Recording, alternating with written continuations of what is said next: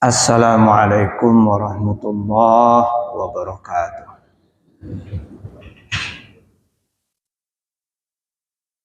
Alhamdulillah wassalatu wassalamu ala Rasulillah wa ala alihi wa sahbihi wa mawala.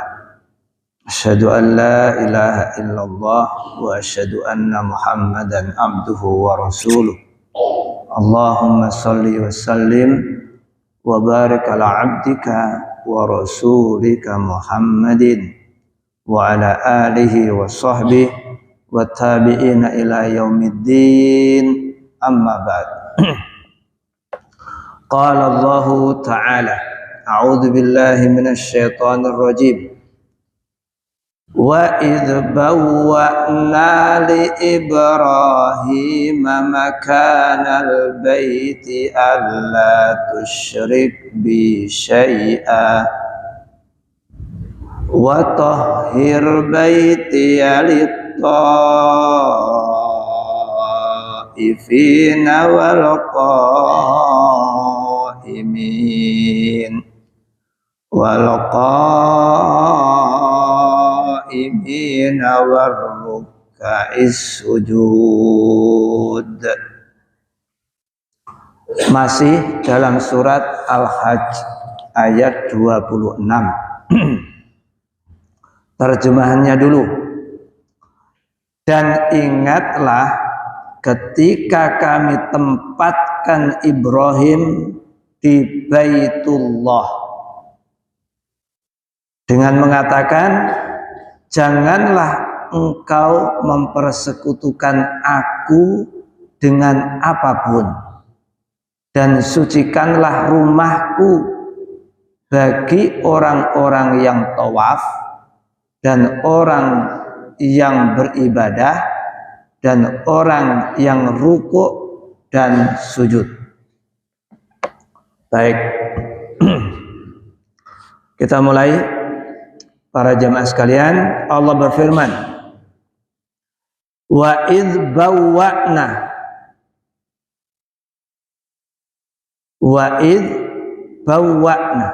dan ingatlah ketika kami telah menempatkan.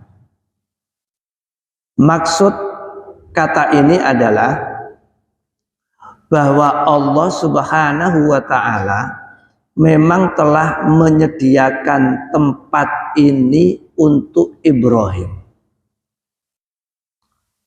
Jadi kota Mekah secara umum dan Masjidil Haram secara khusus, lebih khusus lagi Baitullah, itu memang sudah dalam skenario Allah Subhanahu wa ta'ala. Allah memang telah menyediakan tempat itu untuk Ibrahim. Dan Ibrahim pada saatnya akan ditempatkan di situ. Dalam arti bahwa tempat ini nanti akan didiami oleh Ibrahim, dan Ibrahim akan bertempat tinggal di situ beserta keluarganya, akan menerima wahyu, mendapatkan perintah, dan perintahnya nanti ada di ayat berikutnya. Namun nanti kalau dihubungkan di dalam surat yang lain, bahwa Ibrahim di situ nanti akan, nanti dalam surat Al-Baqarah, wa id yarfa'u Ibrahimul qawaida minal baiti wa Ismail, itu tercantum di dalam surat Al-Baqarah 127.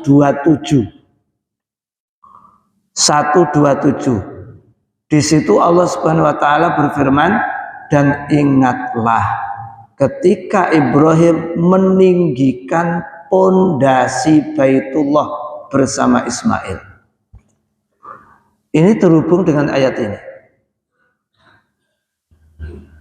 Jadi Ibrahim nanti mendapatkan amanat tugas untuk meninggikan Baitullah itu. Jadi pondasinya sudah ada.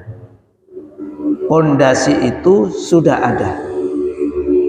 Karena itu Disebutkan di dalam tafsir bahwa orang yang pertama kali mendirikan bangunan di permukaan bumi itu adalah Ibrahim.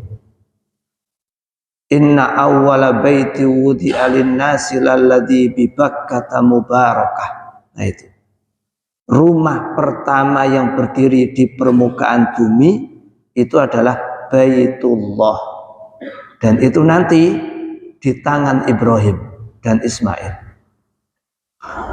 Artinya ayat ini tegas menjelaskan bahwa tanah suci itu memang sudah disediakan, diperuntukkan untuk Ibrahim. Kita tahu bahwa Ibrahim itu dikenal sebagai dengan Abul Anbiya, bapaknya para nabi, dan disebut Abu Tauhid, orang yang menegakkan tauhid. Dari Ibrahim dan Ismail nanti muncul nabi terakhir, yaitu Nabi Muhammad sallallahu alaihi wasallam. Wa id bawwa'na, aku telah sediakan, aku telah memberikan tempat untuk Ibrahim. Makanal baiti, tempat rumah, yaitu Baitullah itu, yaitu Ka'bah itu disediakan untuk Ibrahim. Disitulah nanti tauhid itu akan ditanam, berkembang biak seperti saat ini yang sudah kita lihat melalui risalah yang dibawa oleh Ibrahim alaihissalam. Nah, setelah Baitullah berdiri, apa? Allah tusyrik bi syai'ah. Jangan kamu berbuat syirik. Jangan kamu mensekutukan aku. Jangan kamu menjadi musyrik. Kita berhenti di sini.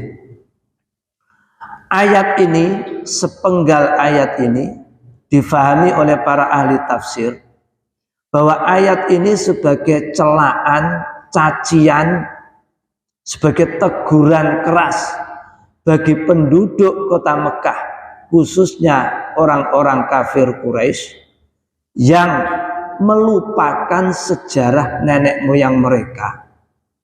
Mereka paham bahwa Baitullah itu diwariskan oleh Ibrahim, dan mereka hidup menjaga Baitullah itu, tetapi dikotori dengan patung-patung, ratusan patung mengelilingi Ka'bah.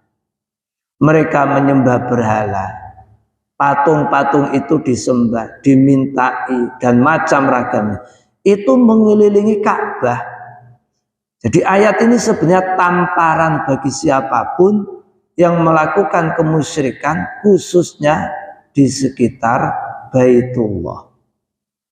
Bagaimana mungkin orang kafir musyrik yang notabene-nya lahir di situ, nenek moyangnya di situ, berkembang biak di situ, bahkan Quraisy itu menjadi juru kuncinya Ka'bah. Mereka paham itu warisan Ibrahim. Nah, bagaimana mungkin kalau mereka tahu lalu mengkhianati sejarah itu? Kan tidak seyogyanya mereka melakukan semua itu. Jadi mereka mengerti, mereka paham, tetapi mereka mengkhianati. Tidak bisa menjaga warisan itu secara baik. Nah, seperti itu penjelasannya para ulama. Para jamaah sekalian, kenapa larangan mensekutukan Allah itu langsung melekat dengan Baitullah? Saya bacakan ulang. Wa id bawwa'na li Ibrahim makanal baiti, dan ingatlah ketika kami menyediakan tempat untuk Ibrahim. Apa itu? Baitullah. Setelah Baitullah disebut, makanal bait, yaitu Baitullah, langsung diiringi oleh larangan alla tusyrik bi syai'a, jangan kamu syirik. Ini menunjukkan karena Baitullah itu tempat lahirnya tauhid, maka larangan pertama adalah syirik. Karena tauhid itu lawannya syirik. Tauhid mengesahkan, dan syirik itu menserikatkan. Tauhid itu satu, menunggalkan, dan syirik itu mencabangkan. Maka setelah Allah menyebut kedudukan rumahnya Baitullah, maka larangan pertama adalah syirik. Karena Baitullah tempat ibadah untuk mengesahkan Allah. Maka lawan kata pertama tauhid ya syirik. Maka dosa terbesar itu adalah syirik. Karena memang syirik itu menentang tauhid. Jadi permusuhan pertama dalam Islam, katakan begitu, dalam risalah Islam yang tidak akan pernah bertemu selamanya, itu adalah tauhid dan syirik. Karena itu siapapun yang meninggal dunia membawa dosa syirik tidak akan diampuni sampai segitunya. Maka al baiti alla tusyrik bi syai'a, jangan mensekutukan aku dengan segala sesuatu pun, jangan. Wa tahhir baitiya, wa tahhir, dan sucikanlah rumahku. Allah menyebut langsung rumahku. Dari sinilah kemudian nanti para ulama menegaskan, ada apa di balik kata-kata wa tahhir baiti, bersihkan, sucikan rumahku. Itu bagaimana? Mensucikan rumah Allah itu ada dua perspektif. Yang pertama, mensucikan secara materi, secara hissiyah, dan yang kedua secara maknawiyah. Jadi ada mensucikan secara hissiyah, mensucikan secara material, dan mensucikan secara maknawi, immaterial. Mensucikan secara kasat mata dan mensucikan secara abstrak, kebendaan dan non kebendaan. Maksudnya piye? Sucikan rumahku dari semua yang kotoran yang tampak secara kasat mata, najis dan teman-temannya. Dari sini rumah Allah dimanapun ia berada, dalam bentuk masjidkah, dalam bentuk musolakah, dalam bentuk langgar, atau apapun yang dipakai untuk sholat, itu seyogyanya dalam kondisi terjaga, dalam kondisi bersih, dalam kondisi rapi, dalam kondisi indah dan nyaman.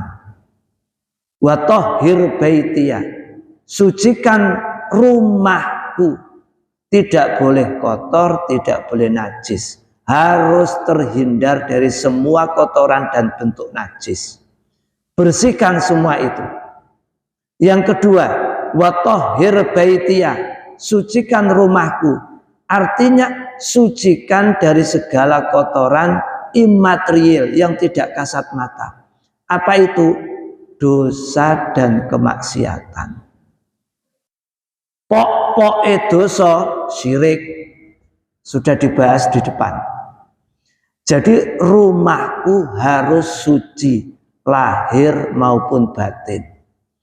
Kemarin kita sudah membahas ketika tema Masjidil Haram kita angkat kemarin pada ayat sebelumnya, bahwa kita sampaikan para ulama menegaskan dosa itu bisa berlipat karena sebab faktor apa kemarin 3 faktor, kemuliaan pelakunya, kemuliaan tempatnya, kemuliaan waktu, kemuliaan manusianya, kemuliaan tempatnya, kemuliaan waktu.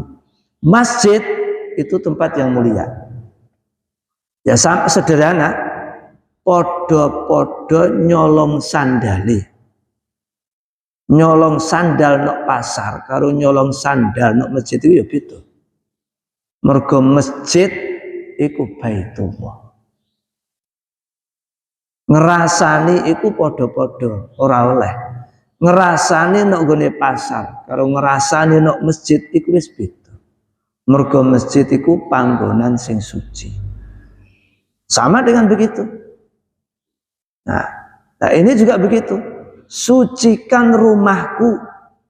Sucikan dalam arti khissiyah, yaitu kesucian material, dan kesucian maknawiyah yang bersifat immaterial. Ojo mok regeti masjid boh ki kelawan peluruane sampah-sampahe utawa tumindae. Kudu resik sekabehane, resik lahir, resik batin. Makanya tadi diawali dengan alla tusyrik bi syai'a. Jangan mensekutukan aku, karena itu pok-poke barang reget. Kotoran tertinggi itu ya syirik itu, sampai terbawa ke akhirat nanti. Kalau kotoran itu dibawa mati, tidak bisa dibersihkan. Kotoran itu berupa syirik. Wa idh bawwa'na li Ibrahim makanal bait alla tusyrik bi syai'a wa tahhir baiti, sucikan rumahku. Karena itu Ka'bah disebut Baitullah. Lit-taifin, untuk yang melakukan tawaf. Wal qaimin, dan orang yang berdiri. Qaimin itu artinya berdiri.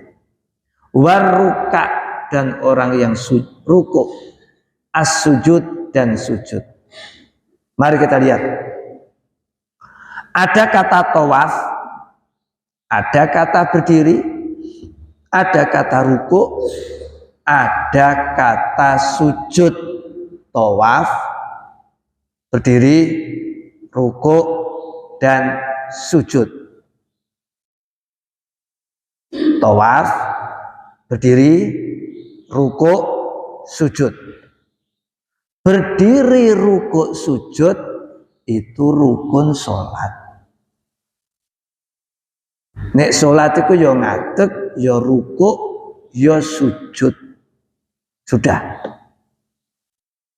Jadi kalau begitu, tawaf, berdiri, rukuk, dan sujud itu kalau disederhanakan, tawaf dan sholat.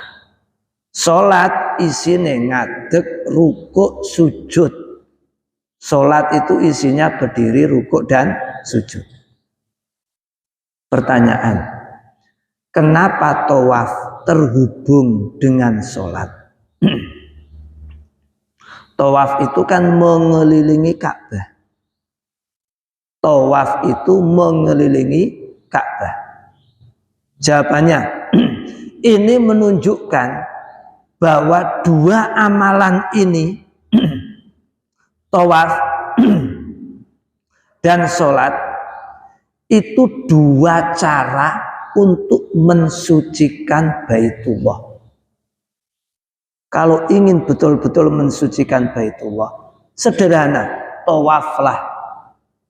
Dan yang kedua, sholatlah. Tawaflah. Kenapa? Kalau tawaf harus mengelilingi Ka'bah. Berarti datang ke sana, berkunjung ke sana, lalu kemudian berkeliling. Kalau sholat tidak perlu ke sana, ngadep kiblat. Nah, jadi tawaf bagi mereka yang berada di situ, dekat di situ. Nek sholat dari seluruh tempat, termasuk kita di Bojonegoro, sholat tapi berkiblatkan Ka'bah. Jadi cara kita untuk mensucikan Baitullah secara khusus, yaitu Ka'bah, itu adalah tawaf. Karena itulah siapapun yang berada di sana dianjurkan memperbanyak tawaf. Tidak ada batasan tawaf itu. Kapanpun masuk Baitullah, silakan tawaf. Kapanpun itu, silakan tawaf. Nah itu. Dan tawaf itu laksana sholat, cuman oleh ngomong, kan itu. Nek sholat gak oleh ngomong, tapi nek tawaf oleh ngomong. Sama-sama dalam kondisi suci, tetapi tawaf boleh bicara, sholat gak boleh bicara. Tawaf harus ke sana. Kalau sholat di mana-mana. Nah, ini cara kita untuk mensucikan Baitullah. Itu sederhananya itu. Tawaflah dan sholatlah. Tawaf berarti ke sana, mengelilingi Ka'bah. Sholat di mana-mana, menghadap Ka'bah. Nah, itu. Wa tahhir baitiyah. Dan ingat, tawaf dan sholat itu tidak disyariatkan kecuali untuk Baitullah. Kita tidak boleh sholat menghadap selain Baitullah. Harus menghadap kiblat. Kiblatnya Ka'bah. Dan tawaf itu tidak boleh selain Ka'bah. Ngubengi kuburan barang itu ora oleh. Karena itu di dalam tafsir disebutkan tawaf dan sholat itu dua amalan yang tidak disyariatkan kecuali untuk Baitullah. Maka tidak ada tawaf kuburan, tidak ada. Wa qur rabbi fir warham wa anta arhamur